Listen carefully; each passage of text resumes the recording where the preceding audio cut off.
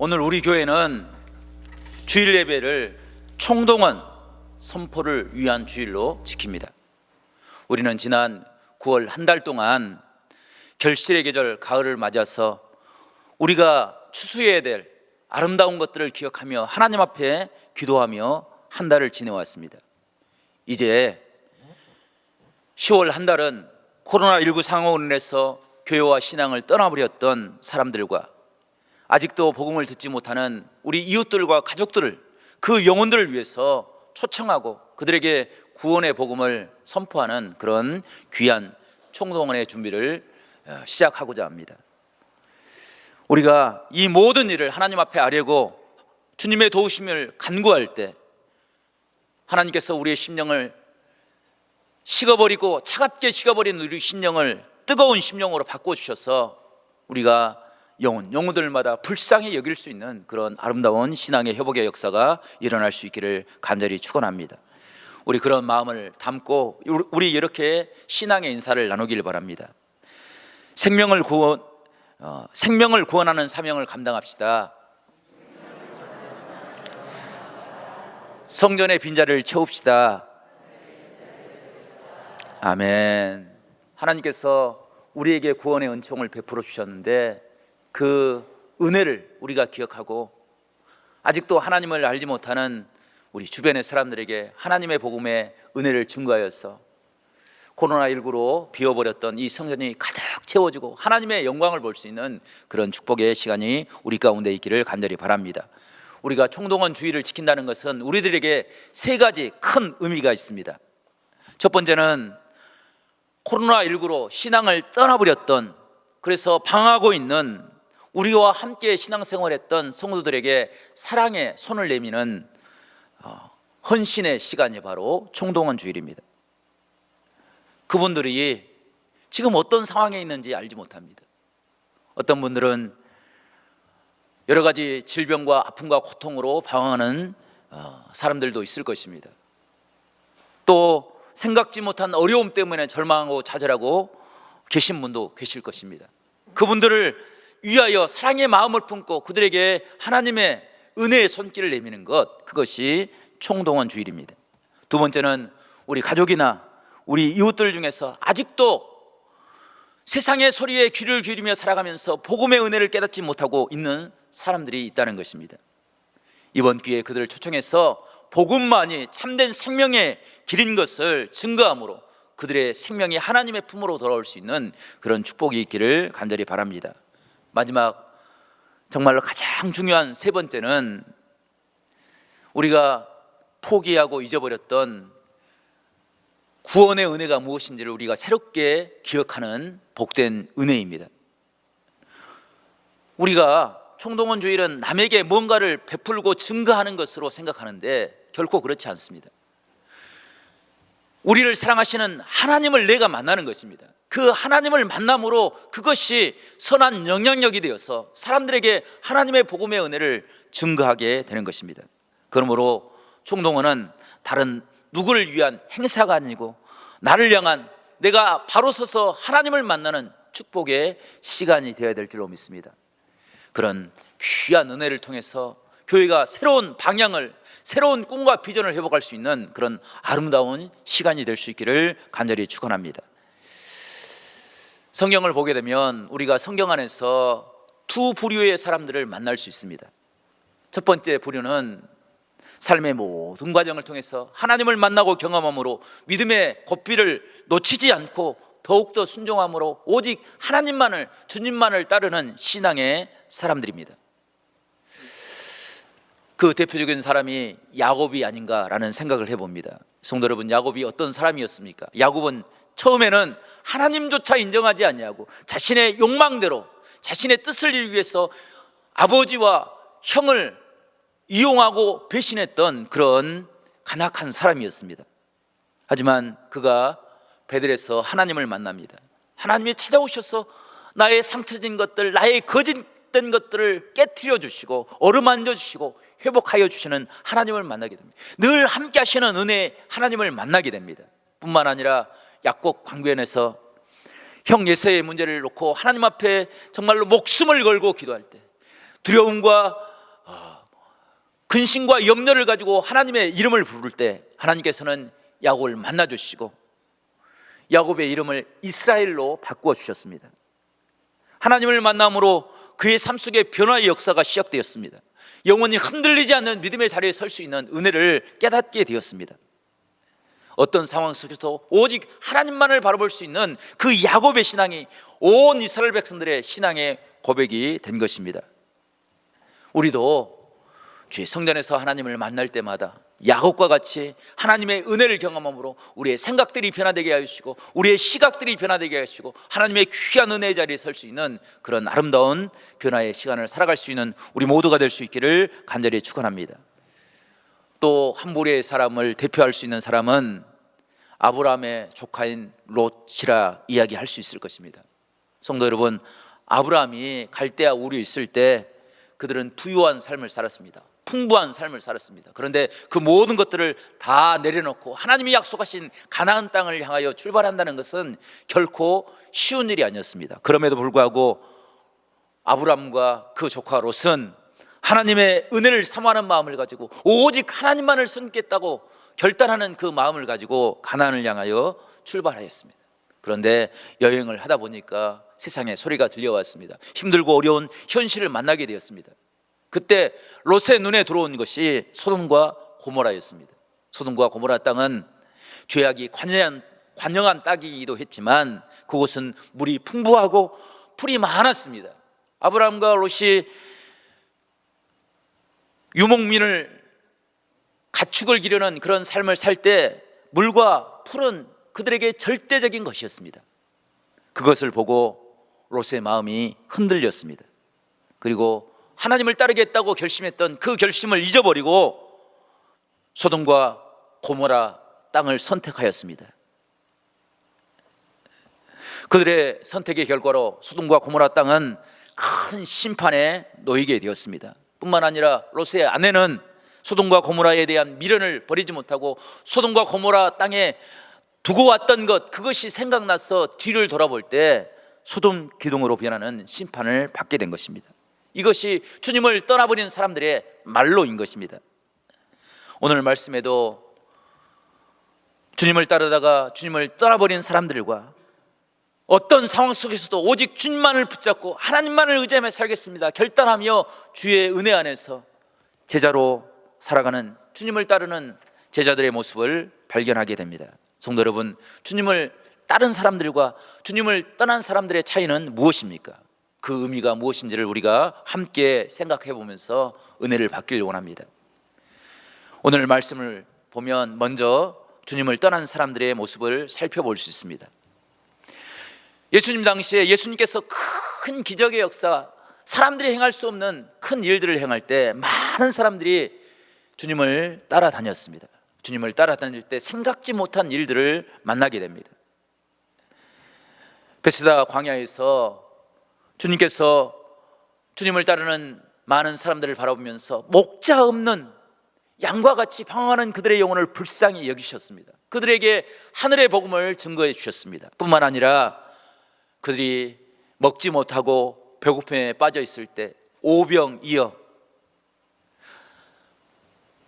물고기 2마리와 떡 5개로 5,000명의 사람들을 먹이며 그들에게 배고픔을 면할 수 있는 그런 은혜를 베풀어 주었습니다.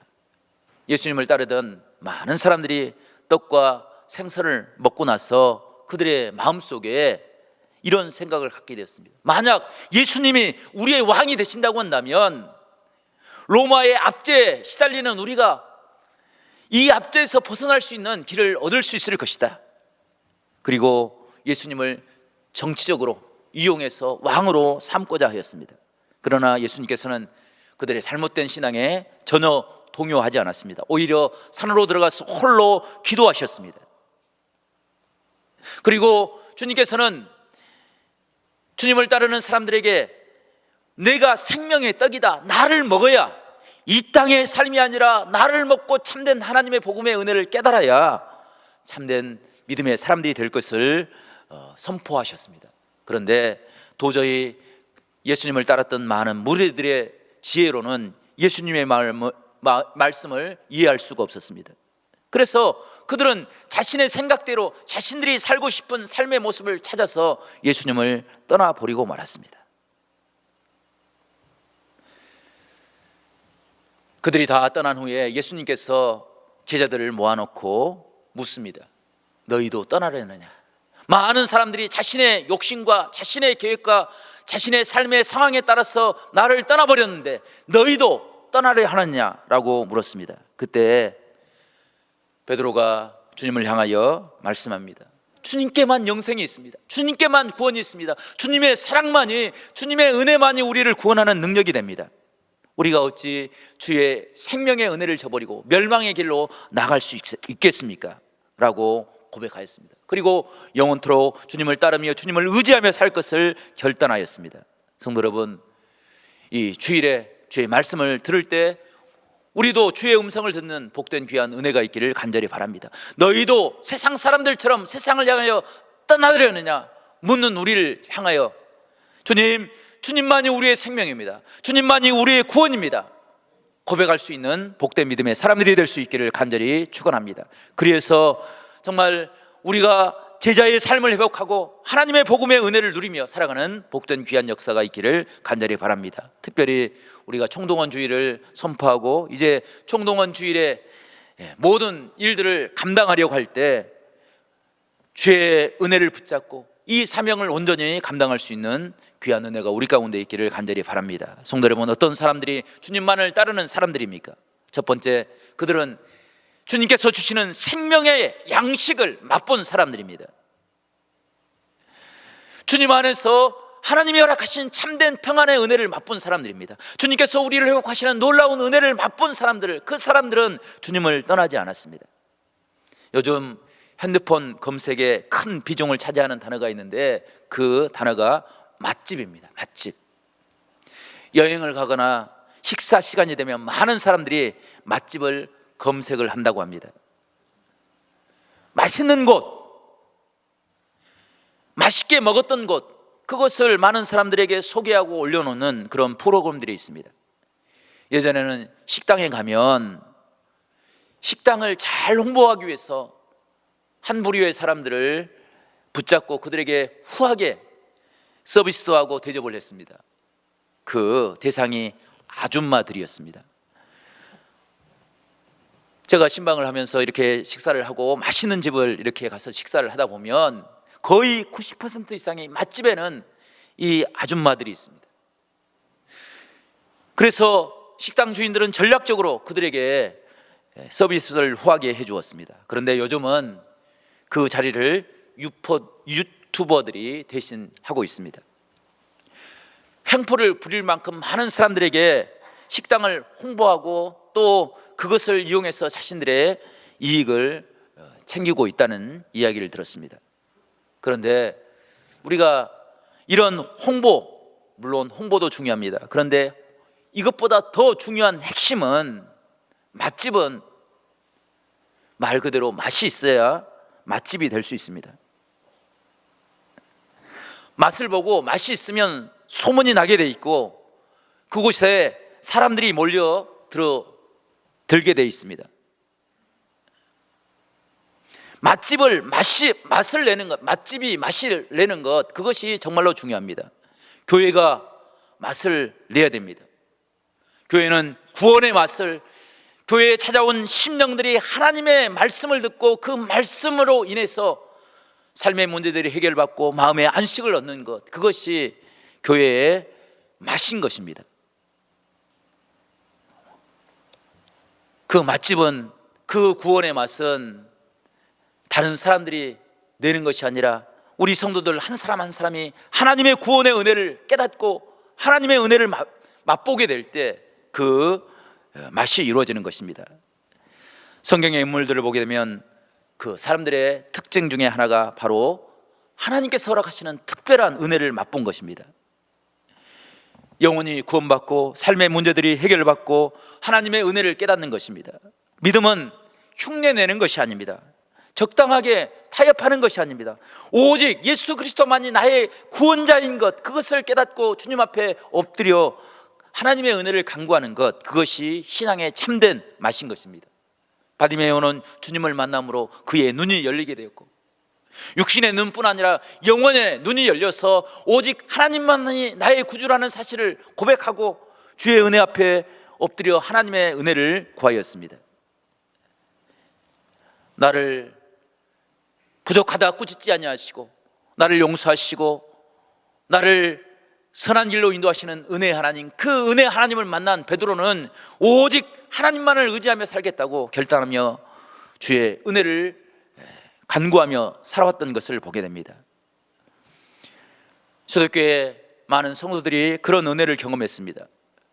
예수님의 은혜를 경험했던 제자들은 흩어지지 아니하고 주님을 따르기로 결심하여서 마가의 다락방에 모여서 하나님의 은혜를 구하였습니다. 하나님, 우리는 주님 없이는 한순간도 살 수 없습니다. 아무리 로마의 박해가 크고 놀랍다 할지라도, 그것 때문에 우리의 삶이 무너진다 할지라도 우리는 주님을 포기하지 않겠습니다. 주님 앞에 엎드려 기도할 때 성령이 그들의 마음을 어루만져주고 그들을 변화시켜주고 하나님의 은혜 앞에 설 수 있도록 하나님께서 축복해 주었습니다. 이것이 믿음의 길인 줄로 믿습니다. 러시아의 가장 위대한 문학가였던 도스토옙스키는 16살 때 사회주의 운동을 하다가 붙잡혀서 사형 선고를 받았습니다. 사형소가 되어서 기차를 타고 감옥으로 끌려갔을 때 그 기차가 간이역에 잠시 멈추게 되었습니다. 그때 한 아주머니가 찾아와서 작은 책을 던져주었습니다. 그 책은 신약 성경만이 기록된 조그만한 성경책이었습니다. 그는 감옥에서 사형을 기다리면서 하나님의 말씀을 읽기 시작했습니다. 그 작은 성경, 버려질 수도 있는 그 성경을 읽을 때 두려움에 빠져 있었던, 죽음의 공포에 빠져 있었던 그가 하늘의 위로를 경험할 수 있었습니다. 그는 성경에서 주님을 만나게 되었습니다. 그의 마음속에 하나님의 평강의 은혜가 찾아왔습니다. 그는 감옥에 있는 사람들 향해서 이렇게 이야기했습니다. 누가 내게 그리스도는 진리가 아니다 라는 것을 증명하고 그것을 나에게 강요한다 할지라도 나는 평생 주님을 떠나지 않을 것입니다. 나는 그 어떤 진리보다 예수님과 함께 있을 것입니다. 예수님께서 허락하시는 그 평안의 은혜를 누리며 살겠습니다. 그리고 그는 감옥에서 주님이 자신과 함께 하시는 놀라운 은혜를 환상으로 보게 되었습니다. 놀라운 것은 그가 사형 직전에 기적적으로 사면이 돼서 고향으로 돌아갑니다. 그리고 그가 글을 쓰므로 세계 최대 문학가가 되었습니다. 그가 쓴 까라마조프의 형제들이라는 책에서는 전쟁터에 끌려가는 아들에게 엄마가 한 편지와 조그만 종이 쪽지를 하나 건네주며 이렇게 이야기하는 장면이 등장합니다. 이것이 너의 생명을 건져줄 거다. 그 어머니가 건네준 조그만한 쪽지는 하나님의 말씀이 기록된 성경의 말씀이었습니다. 그 성경을 한 장을 뜯어서 그 아들에게 전해주면서 죽음의 공포에 내몰리는 그 아들에게 영원한 생명을 보는 그런 은혜를 가르쳐 주었습니다. 성도 여러분, 이 은혜를 맛본 사람들만이 주님을 따를 수 있는 것입니다. 이 은혜를 맛보지 않는 사람들이 어떻게 신앙의 길을 걸어갈 수 있겠습니까? 세상의 화려한 것들, 세상의 맛있는 것들, 세상의 많은 쾌락과 세상의 많은 비교해서 우위를 점할 수 있는 많은 것들이 있는데 그것을 어떻게 포기할 수 있겠습니까?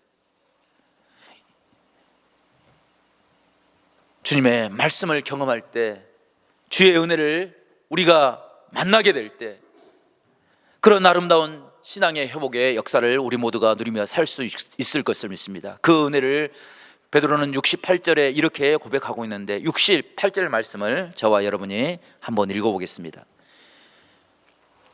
68절 말씀입니다. 시작. 시몬 베드로가 대답하되 주여 영생의 말씀이 주께 있사오니 누가 누구에게로 가오리까. 아멘. 성도 여러분, 베드로는 확신했습니다. 주님, 영생의 말씀이 세상의 어떤 곳에서도 찾아볼 수 없었습니다. 그런데 주님께 있습니다. 주님의 위로가 나의 구원이고 주님의 은혜가, 주님의 능력이 나의 생명이고 주님만이 나의 구원의 은총입니다 라고 고백했습니다. 이 고백이 찬송가 94장에 우리에게 이렇게 찬양되고 있습니다. 주 예수보다 더 귀한 것은 없네. 이 세상 부귀와 바꿀 수 없네. 영축을 내 대신 돌아가신 그 놀라운 사랑 잊지 뭐. 우리 함께 찬양하겠습니다. 세상 즐거움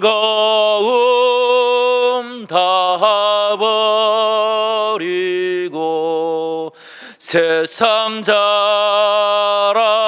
다 버렸네. 주 예수보다 더 귀한 것은 없네. 예수밖에는 없네. 아멘. 성도 여러분, 베드로가 경험했던 영생의 말씀, 그 은혜의 말씀을 우리도 경험함으로 이 총돈 주의를 통해서 살아계신 하나님을 만남으로 세상에 어떤 것보다 주님보다 귀한 것이 없음을 우리가 깨닫고 주님만을 자랑하고 주님만을 간증하고 주님만을 증거하며 살아가는 우리 모두가 될 수 있기를 간절히 바랍니다. 그것이 이 세상을 변화시키는 능력이 될 줄로 믿습니다. 이 세상을 하나님의 거룩한 복음으로 구원의 땅으로 변화시키는 은혜가 될 줄로 믿습니다. 그런 아름다운 신앙의 모습을 우리 모두가 회복하며 살 수 있기를 간절히 축원합니다.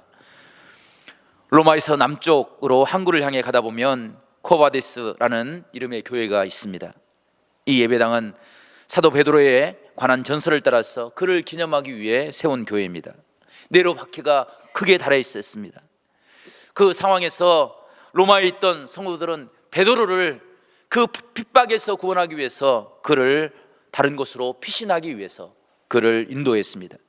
베드로가 새벽녘에 로마를 떠나서 다른 곳으로 가다가 멀리에서 다가오는 한 신비한 형체를 보게 됩니다.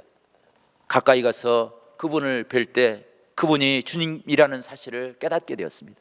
그런데 주님은 베드로를 못 본 채 하면서 로마를 향해 걸어가고 계셨습니다. 그때 베드로가 주님을 향하여 묻습니다. 주님, 어디로 가십니까? 로마는 지금 극한 위험에 빠져 있습니다. 그곳을 피하여 내가 살기 위해서 이곳으로 나왔습니다.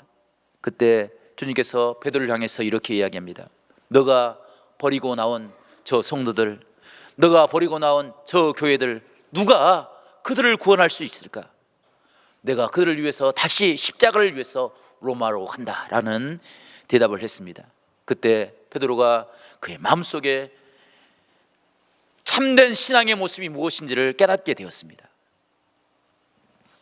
참된 사명의 자리가 어디인지를 깨닫게 되었습니다. 그리고 그는 주님을 대신해서 다시 로마로 걸어 들어갔습니다. 그곳에서 성도들을 위해서, 교회를 위해서 로마 군병들에게 사로잡혀서 거꾸로 십자가를 지고 순교의 길을 걸어가게 되었습니다. 그것이 로마 성도들의 믿음을 지키는 능력이 되었고, 어떤 환난 속에서도 흔들리지 않는 오직 주님만을 바라보는 신앙의 모습이 되어서 로마 성도들을 위로하는 축복이 되었습니다. 성도 여러분, 우리에게도 그런 신앙의 결단이 있기를 간절히 바랍니다. 오직 주님만을 바라보고 포기하지 아니하고 한 영혼을 붙잡고 주 앞에 엎드려 기도함으로 주의 구원의 역사를 이루는 그런 아름다운 시간들이 우리 가운데 있기를 간절히 바랍니다. 세상의 것들로 우리의 영혼을 채우는 것이 아니라 하나님의 은혜로 우리의 영혼을 가득 채워서 주님 뜻대로 살아가는, 주의 은혜를 이 땅에 드러내며 살아가는 복된 믿음의 사람들이 될 수 있기를 간절히 축원합니다.